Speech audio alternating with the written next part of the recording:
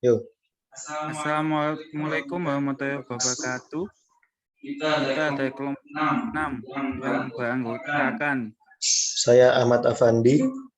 saya Haikal Anhar Hawari dan teman saya Muhammad Fikri Aziz akan mempresentasikan tentang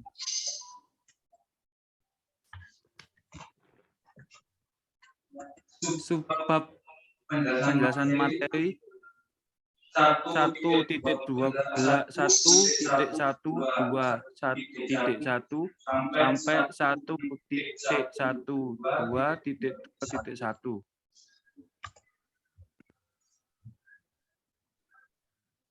Yang pertama, tentang partikel dispersed magnetic nanocomposite.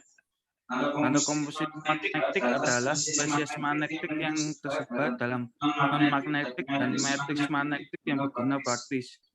Rekaman magnetik, magnet raksasa, resistensi, dan pendinginan magnetik adalah beberapa area penting di mana magnet nanocomposite memiliki relevansi.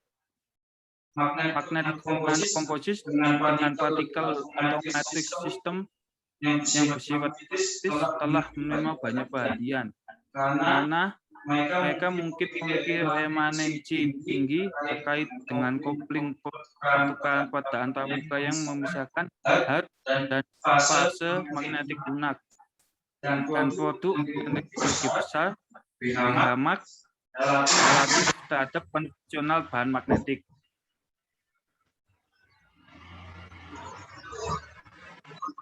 Efek dari kekuatan interaksi yang bertukar antara biji penting dalam bahan-bahan ini dapat mempengaruhi sifat-sifat magnet nanokomposit seperti sebagai koersivitas dan produk energi maksimum, mengurangi ukuran butir bahan dan mengurangi interaksi pertukaran integrin dapat meningkatkan maksimum produk energi setinggi 200 kJ.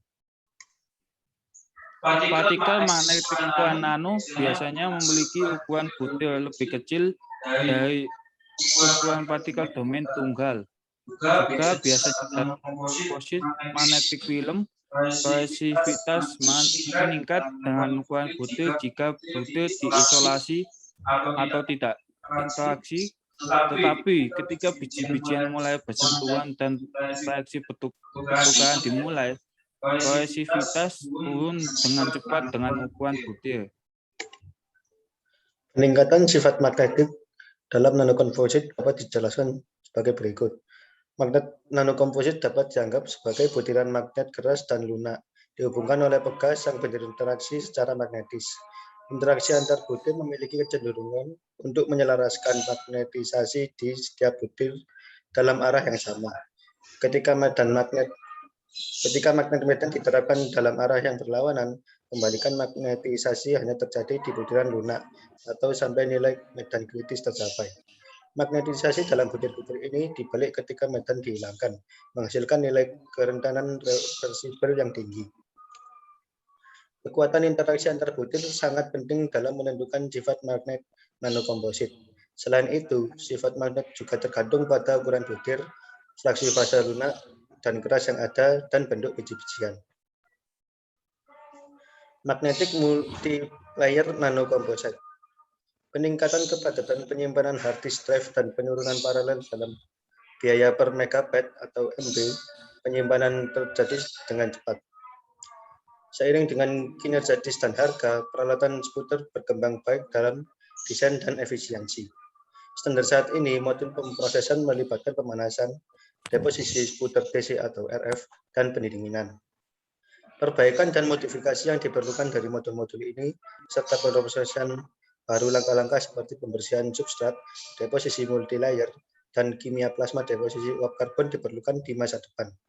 Nanokomposit magnetik adalah hasil akhir dari banyak perbaikan tersebut. Microstructure and thermal stability of layered magnetic nanocomposite. Padatan granula terdiri dari butiran logam kecil yang tertanam dalam media yang tidak bercampur, yang mungkin isolasi atau lebih jarang logam. Seperti struktur artifisial lainnya padatan. Padatan granular memiliki struktur rumit pada skala nanometer dan skala derajat kebebasan di mana sifat fisik dapat dimanipulasi untuk mencapai bahan disesuaikan untuk aplikasi dan untuk eksplorasi fenomena fisik. Tingkat kebebasan ekstra yang relevan untuk padatan butiran adalah ukuran butir. Padatan granular magnetik, semua butiran tersebut adalah domain tunggal yang menunjukkan sifat magnetik. Di sisi lain, untuk sampel dengan fraksi volume logam besar, butiran logam membentuk jaringan terbatas, menunjukkan konduktivitas logam dan sifat magnetik lunak. Karena jalur konduksi dan penentuan magnetik struktur mudah difasilitasi untuk logam yang paling umum, misalnya Fe, Au, Cu, Du. Butiran padat fin dapat dibuat sekecil 10 hingga 100 nanometer. Ini adalah rentang ukuran di mana efek ukuran terbatas, sifat magnetik domain tunggal, dan fenomena lain yang diamati.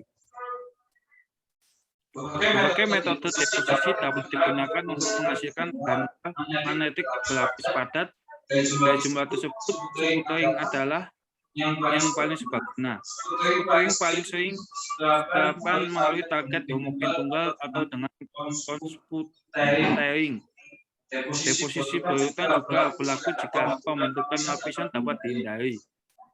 Umumnya, karena struktur nano dari granular padatan logam sangat dipengaruhi oleh kondisi pemrosesan, parameter deposisi seperti laju deposisi, tekanan sputtering, dan suhu substrat harus dikontrol dengan ketat.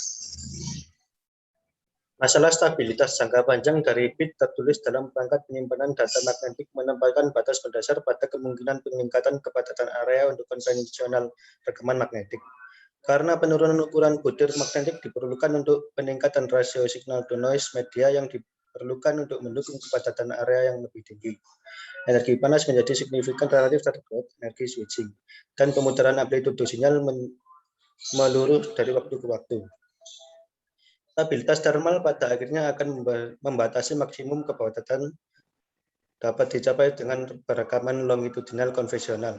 Aspek kunci struktur mikromedia yang berkontribusi terhadap stabilitas thermal adalah butir ukuran dan distribusi ukuran butir, komposisi paduan, pemisahan paduan, cacat isi, dan saring.